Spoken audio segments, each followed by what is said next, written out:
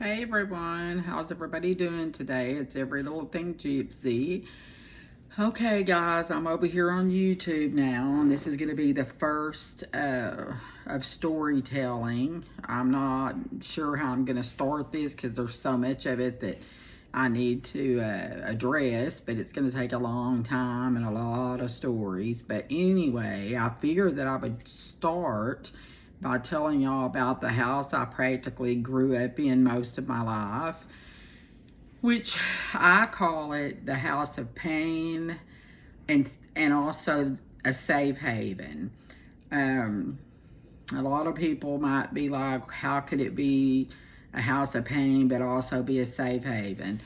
Well, it's kind of like when you have nowhere else to go or to live, but you always know that house is there, which was my grandmother's house. On my mom's side, it was her house.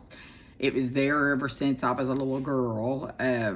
One of the homes that my grandparents bought, and they ended up going there when my grandfather got really sick, and that's where they lived up until they both, passed away. Anyway, so this house basically, as I remember, would be like a halfway house almost. I mean, the only way I can explain it is because it was like my mom, her sister, and their kids, which all of their kids, and I'm talking when they were little kids, they could be 6, 7, 8, 9, 10, as time goes on. I remember going there when my first memories of going there, my grandpa wasn't sick yet, and my grandma was normal, and as a little girl, I knew I'd saw some bad things or some things I didn't quite understand, but I just was a kid, so I didn't question it. You just kind of know as a child. Sometimes I don't know if y'all can look back and y'all might think about little things you remember when you were really young, and then now like, okay, I know why I felt like that, but back then it was just, that's the way it was. So, anyway, we would have huge family reunions at this house, like food forever. So many people coming, and then all of a sudden, I remember on one of my siblings' 12th birthday, all of a sudden, all hell broke loose in there. The few kids that were left at this birthday party all was sent home. Ambulance came. They hauled my grandpa off. He tried to harm himself. We didn't quite understand what was going on, but from that day on, nothing was ever really the same anymore. I mean, he was knocked out of his mind. He talked about really crazy stuff. I know they had him admitted to a big, well-known mental facility. He was there a lot. But then he would come back home. And then my grandmother, like, she worked at a nursing home, I guess. She worked there. And then that's where I ever got my first job, was with her.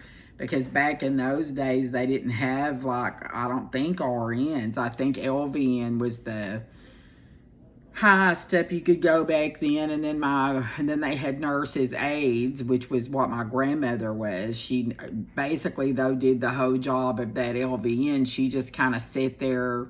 She worked 3 to 11 and did nothing and put all the work off on everybody else. So anyway, my grandmother got me the job there, and I was probably about 15. I can't believe I got that job working there at that age, but I was working there at 15, and I was trying to take care of these elderly people, which I saw was not being treated that great by some of the people there, the way they were, fed, things that were going on there. I didn't really like that situation.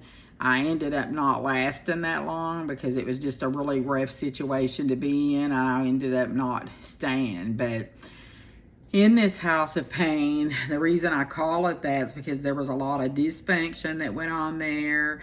There was a lot of, like, I guess you would call it sex trafficking. There was like, I don't know, I'd have to get back to the point to where my grandmother came, well, I'm only going to say about her, was born here in the States, and I think some of her family came in from Hawaii, where they were come from Portugal, migrated into Hawaii, and she told us stories as she was growing up. I mean, as we were growing up, not her. She probably needed to grow up too. I think everybody in my family had mental problems, all of those people, and issues going on back in those days. Those people wasn't right. You heard a lot of talk about incesting and molestation and different things from prior people from before, or if they came to the house, you would be told, oh, watch away from this person, stay away from this person, and I'll mention that stuff later on. But that was going on my mom's side and my dad's side of the family. They were all messed up, trust me. Anyway, so there was just a lot going on. The kids wasn't watched at this house. Once they would be like, my mom would go run off and be with some guy or man and live with him, and she would leave him, and she'd come stay at my grandmother's. She could be there a week to 3 months, unless they all got into a big fight or an argument. My grandma kicked her out, or she'd leave. Same thing with her sister, same thing. They all used these men for what they wanted. They would, all these women in the family, but they loved how they looked. I can remember even being a small child, like they would spend their last penny on the way they looked before they would eat for themselves.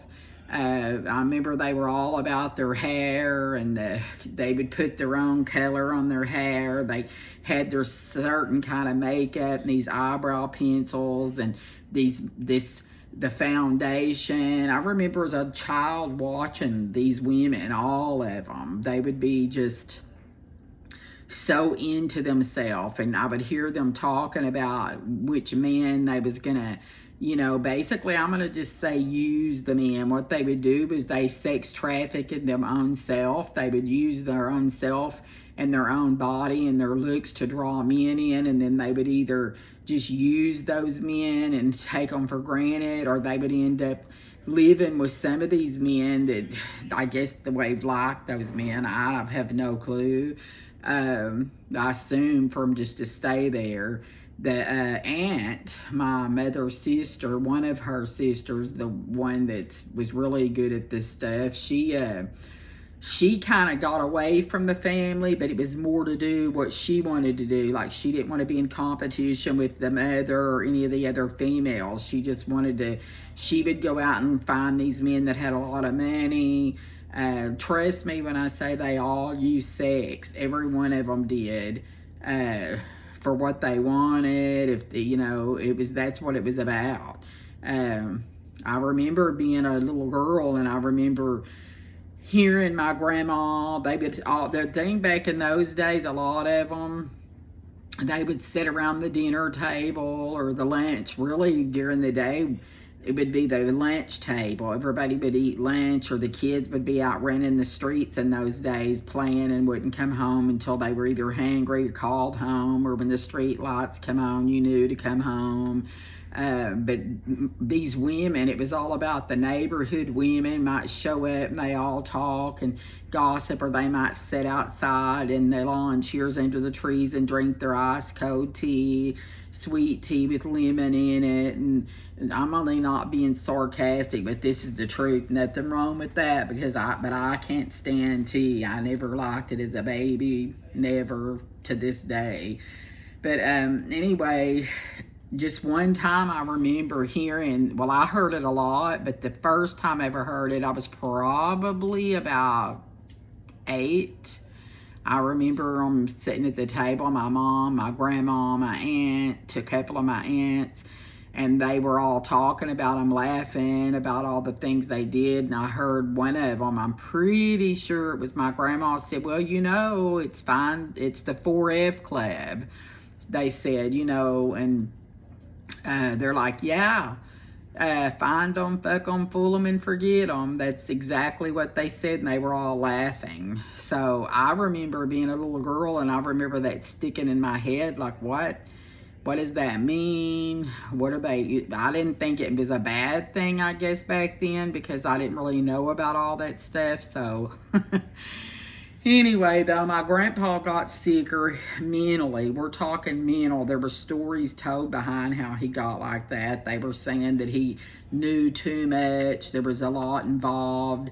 And people had dragged him up or done something to him that made him lose his mind like that. And he just never got better. He got to be violent. And my grandmother, I always wondered why, when he wasn't in that mental facility for months at a time, he would be at home. Now, she could have chose to let him stay there, which I think probably was the best idea, because, I mean, he was on high-powered medication that if just any other person took it, it would mess you up. But he didn't like other men. If other men came in the house, he would just like to hit them, do bad things. He hated them. So it was mainly just the women, or he would get angry at the kids and he would holler and run them out of the house. He was a chain smoker. He was always like wanting cigarettes. If she wouldn't give him any more, he'd ask everybody that smoked, and we all smoked. I don't smoke and haven't since I was in 2020. I stopped smoking. But I don't know, that's another thing. It's like my parents let me and another sibling start smoking when we were 11 and 12 years old. I'm like, good God Almighty. Like, when I think about things later in my life, is I see other kids my age that was doing the things that I was made to do and allowed to do. I'm out of my mind. I'm shocked. Like, how did this happen? How was it allowed?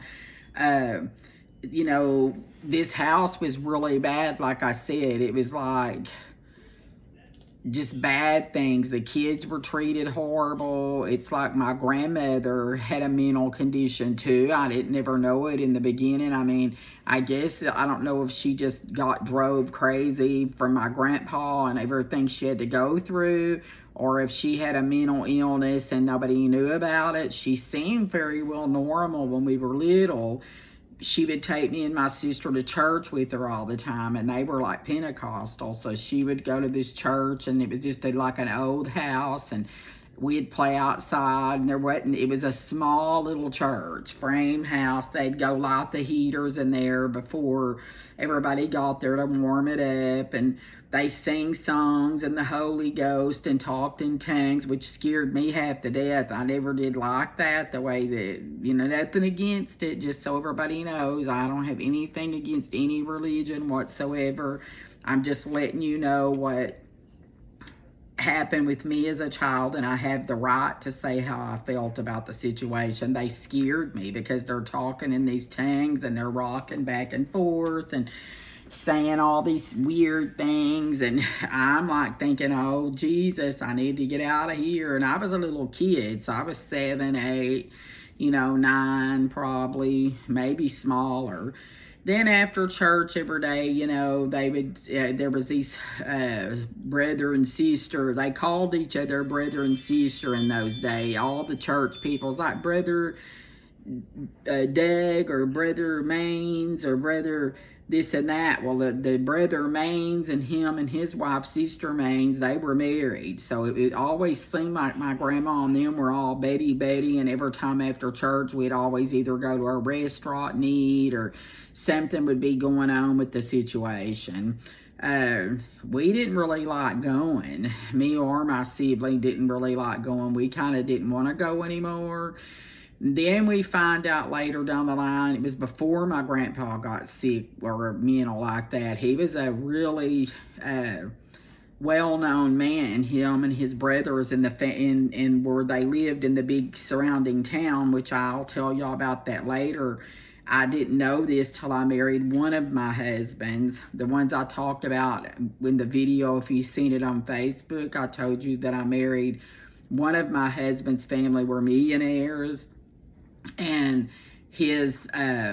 my father-in-law at the time, I found out, was married to Marie Barra, which was Bonnie and Clyde. It was Clyde Barra's sister, Marie Barra. You know, his name was Joe Francis, my ex-father-in-law, so you can always go look that up and see Joe Francis with Bonnie and Clyde. You'll see who he was. He married her, and they were married for quite a while, and they ended up getting divorced. And then later on, he married his other wife, and then that's when he had his two sons, and one of them was the one that I'll tell you the story how I met him was when I was 15.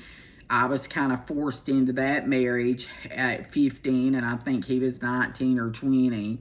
But I mean, that whole thing was crazy in itself. Like, this guy, you know, was involved with a lot of different drugs and things, but they were rich. He didn't work. So when I first met him, I was walking down the street from my house. My mom sent me down at like barely 15 to get my brother from a neighbor's, and he was sitting on a Harley down there, you know, just staring at me, and I had my hair up in a towel. I had actually just got out of the shower and my mom's like, can you go down and get your brother? So I was like, yeah. I had really long hair way down past my waist, and back in those days, I was loved to go barefooted, and I didn't like wearing bras. I hate bringing that up, but I mean, we're going all out here in truth. But I also was autistic and never knew it. I mean, now when I found out about 5 years ago I was autistic, high functioning, that's why you'll see me not stare at the camera and I'll look off like this. It's because of that. So you know that now, so you won't be thinking, what's wrong with her? But anyway, so my dad had always said when we were little, you know, oh yeah, these motorcycle clubs like the Hells Angels, they're dangerous. You should be careful around them, you know, and all this and that. And I was always terrified of them, you know. And I seen this big guy. He was like 6'3", 6'4", weighed about 300 pounds. He was sitting there propped up over on this big old motorcycle, which I didn't know at the time was a Harley. And when I walked up to see where my brother was at, she came out and got him and goes, oh, hey, I want you to meet this guy, which I'm just going to say his name was Jimmy. Let's just say Jimmy. And I was scared of him. I was like, hey, I mean, here I was back then. I was a small person. I mean, I've always been, of course, 5'5", but I probably back then weighed 100 pounds. I was always skinny. Everybody was in our family. I think a lot of it was because we didn't eat a lot, and we just got used to it and didn't even know it was that wasn't right, you know. But anyway, so from that moment on, this guy pursued me. He was down at the people's house all around this neighborhood. Everybody kind of hung out, had little parties, cookouts. He was always there, you know. He once put his eyes on there, and that was it, you know. My mom got friends with him. She kept trying to set us up. You know, eventually down the line, then here he come driving up one day in a brand new Trans Am. It was the first year they had put out the Trans Am, and his dad always gave him anything he wanted. He didn't have to do anything for money. He just got it handed to him. I mean, he was real nice and polite and sweet to me. He would come around and he would bring these flowers to me, always carnations. Back then, those flowers wasn't considered, I say they're funeral flowers now, but back in those days, because I'm in my 60s, so I was like 15 back then, he was always bringing these or have them delivered, and they'd be these long white box with all these carnations and candy, and it was like all the time like that. And I didn't really want anything to do with him like in a romantic way. I was more like, I was living with my mom and this other guy that we'll get to another story with him and her. And they were allowing him to come over whenever he wanted. I was dependent upon my mother and him, and I had my daughter at that point too. That was not even quite 2 yet, because I had her when I was barely 14. Our birthday's in June. Hers is 2 months after mine on the exact same day. So we were 2 months apart. I had barely turned 14 when I had her.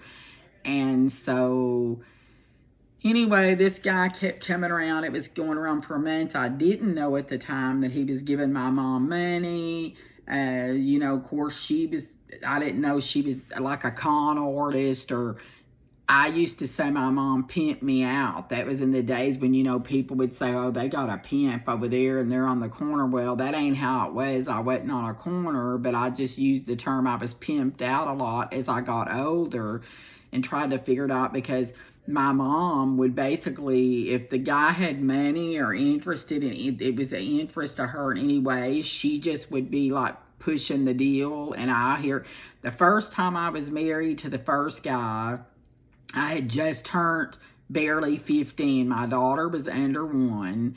My mom, he was a friend of the family, shall I say, because I can't really bring up other people. I don't want to do that. But he was a friend of somebody in a family, in our family.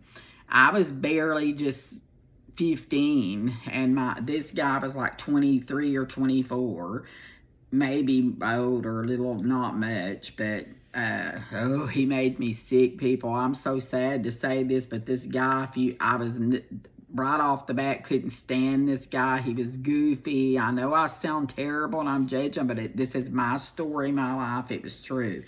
I was a young girl, and I will get to how I got pregnant at this young age. I want to voice my opinion to people. It's going to be like, well, what in the world was you doing being out and getting pregnant? Well, first off, this guy that I did get pregnant by was the first boyfriend I ever had, and I was basically put outside while my dad worked nights, and my mom had an affair on my dad. I'm going to make this quick so you'll know with this part, and then I'll go back to all these things later in detail. But so while my dad was at work, he worked nights, like all night. He would leave in the evening and wouldn't get home till like 6, 7 o'clock in the morning. And so my mom had this cousin, and her husband was the one my mom and him started having an affair. So it was basically my mother's cousin, which was a female. I'm going to say this because nowadays you never know.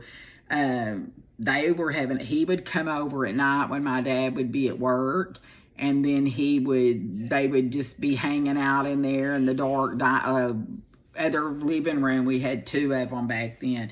I didn't know that my sister, that was a year older than me at the time, I was like 12 or 13, I'm not sure. I had to be like somewhere close to that but anyway, my mom would make me go to bed and let her stay up, and I was really upset because you know how kids are in competition, like, why can't I stay up? She gets to stay up while this, because we were kids and so immature, right? So when I look back now, it's like shit. But so anyway, one night I got up, I woke up, I turned on the light, and there she was kind of making out with this guy. I thought at first it was my mom and dad on the couch hugging and stuff, but when the guy and them turned around when the light came on, it was him, and we called him Uncle Larry. It was Uncle Larry and Aunt Norma.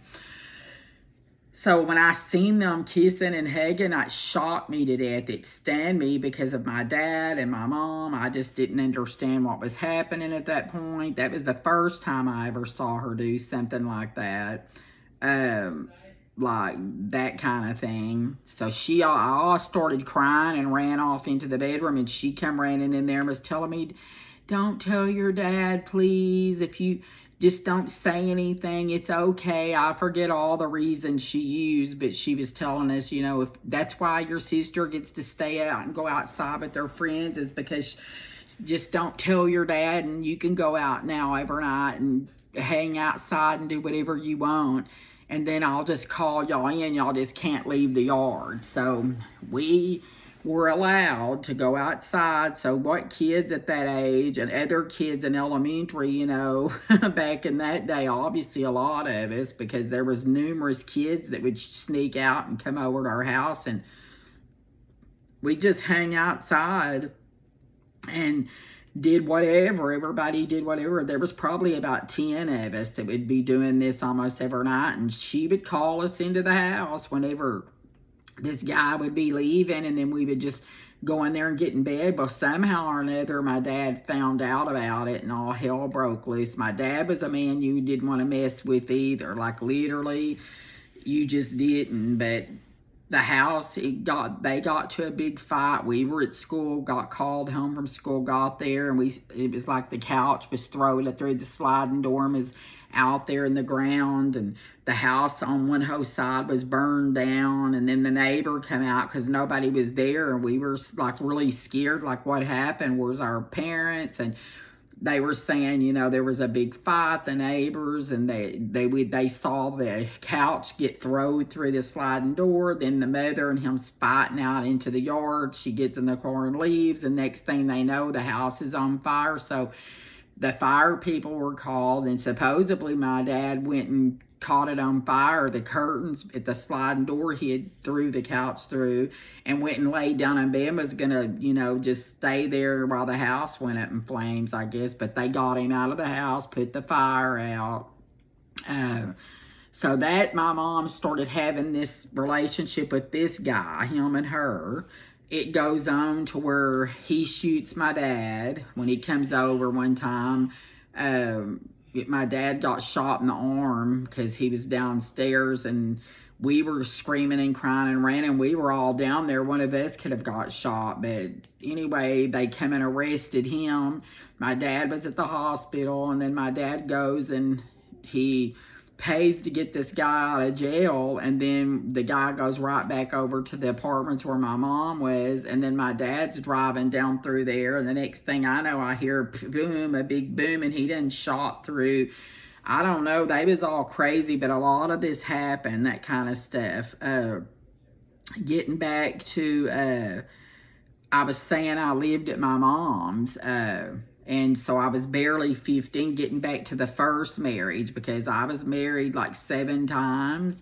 I used to be ashamed. I'm not proud of it, so don't get me wrong, but I'm not ashamed. I don't want to be hushed or shushed anymore. I don't want to keep it a secret, because like back in those days, you had to keep everything a secret. Nobody could say nothing. It just hush. Either the mom shutting you down, the dad shutting you down, your grandma shutting you down, everybody else don't say nothing, don't talk, this one, that one. I mean, it was just crazy. So in all my life, I had to be quiet.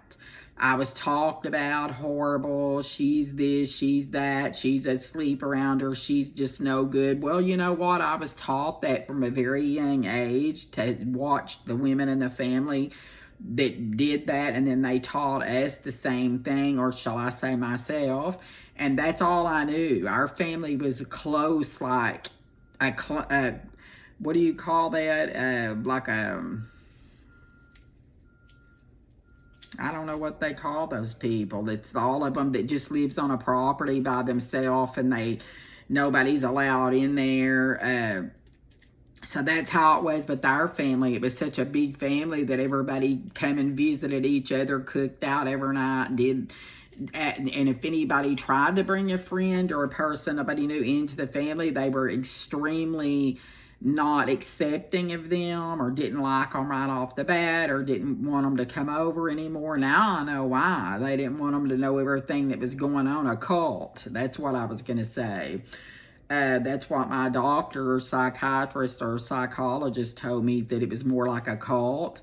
And she told me, my psychologist, that I went to many of them. One of them said that I was sex trafficked. She said that. She said it used to be called a pimp, or what I was calling it, but she said that's not what it's called anymore, and you were pretty much sex trafficked through your whole life, and that was horrible. Because like my mom told me, whenever I was barely 15, when this guy that I couldn't stand came along and kept on wanting to try to get with me, and I was like, no, my mom had some kind of deal with him. And y'all have to remember, where I live, I don't know, most states I hope are that way, but I do know there's a few states you can get married very young. But where I live, your parents have to sign, one of your parents, if you got married under a certain age. And so I was barely 15, because my daughter wasn't even 1 yet. So I don't think I was even 15. I might have gone, I don't know, but I was young and he was the first marriage. She told me you need to marry him because no man's ever going to want you because you're young, you've had a child, and you're considered no good. You're worthless now, so you may never get another man to want to marry you, and you need to think about your kid. And so I didn't want to, and she kept on and on. Well, I was at my siblings' house when this was going on, and finally my mom basically is like, come on, we're going up there. At the time, my mom was doing it because she didn't want to have to take care of me or my daughter anymore. I was young, she just wanted me out of her life, and so she took us up to the courthouse, or me, and then signed me off to him. And then, of course, I refused to go live with him. I stayed at my grandma's house, which I said was the house of pain and a safe haven. So at this point, that house became a safe haven. You'll know why it's called both to me. My grandma I was pretty much one of her favorite grandkids. She treated a lot of them really bad, and I mean, some of them were my siblings. But it's like with me, she was more partial to me. She was nicer to me. I mean, don't get me wrong, I had to go through a lot of the wrath of her too, but not like everybody else did, pretty much. But anyway, she just said, just come stay here. So we stayed there, and I didn't want him touching me, but of course he was he was a persistent, kind of more or less forced it on me, is what happened. And then after that, I cried and cried, and I just told my grandma I don't like him. I don't want to be around him. He makes me sick. And he kept trying to do stuff, and I wouldn't do it. I'd fight him off, or my grandma would come busting through the door and tell him to stop, leave me alone. It was insane. When I look back so many years and I'm thinking, damn, is this even real? Did we go through this? Just shitty stuff. I'm like, dang. But anyway, so that went on, and then for about 2 months, and then when he got a call that his friend had passed away or something in an accident, and he left and was gone 3 days, and he stayed up there with this friend at this place where they keep them, and he cried a lot, and I felt bad for that. But then he all of a sudden shows back up and says, well, I've rented us a really nice apartment, and in the next few days we're going to be moving out, so you better be ready to go. And I told him, I'm not moving out nowhere. I'm not going nowhere with you. And I told him I don't love you and I'm not doing it. Well, he said, be ready because you're my wife and you're going. So then what ended up happening is that he came back a day or two later and with a truck and everything and said, we're ready to go. I'm like, no, I'm not. And he starts trying to grab stuff of mine, which I didn't have a lot of stuff. I was moved around so much from everywhere, from my mom's to his mother's to my grandma's to my friends. So anyway, he started trying to force himself upon me again, and I started screaming and fighting, and that's when my grandma ran in there, and she was like hitting him with, I don't remember if it was the broom handle or what she was hitting him, telling him to get out of her damn house. She don't want you, get out of here, don't come back, I'm gonna call the police.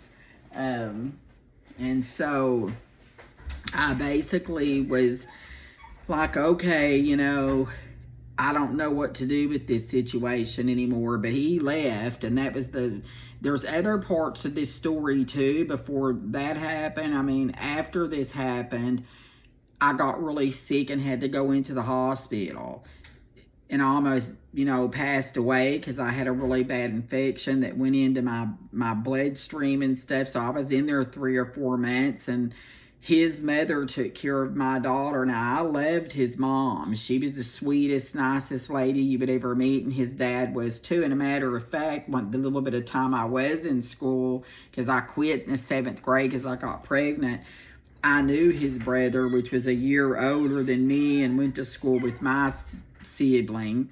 And he was really nice and everything to us. So my family, when I look back now, I'm wondering why would my mom and my grandmother and all of them just leave my daughter? She wasn't even one. Like, why are you leaving her with these people, you know, that you hardly know? She was with them 3 or 4 months. They could have kept her and they didn't. Um, Anyway, guys, look, you know, I'm going on 34 minutes of talking, and I'm just going to put on here that this is the first storytelling of October 2024. When I come back on, I might do 2 a day or 2, 3 a week. I'm going to list them, and you can just try to keep up with the dates I'm going to put up here. Today is October 23rd, 2024, and this is the first of storytelling. The reason why I'm doing this is because I'm doing this off of my phone. I do have iPads and other things here, but I'm not real technical about how to do it as of yet, and it takes forever for these things to download onto YouTube, so I'm going to stop at this point. I just wanted to let everybody know that until I can figure out how to download these longer videos, unless I just go live, and I'm not ready to do that yet because I know I'm going to blender and mess everything up, but I guess I might have to do that if they're going to be longer. But anyway, again, this is, I hope y'all stay. I just wanted to, I didn't know where to start. That's why it took me so long, because I'm just going to start with this house, because that house plays a big part in my entire life. And again, I called it the House of Pain and a safe haven, because you're going to see through this storytelling in my life how this house played huge parts in my life, is a good thing and then a bad thing. But anyway, guys, I hope all of y'all have a wonderful rest of your day or your night or whatever time it is where y'all are around the country. I hope everybody's having the blessed time they can. I'll try to keep everybody in my prayers. And anyway, I'll talk to y'all the next time. Bye.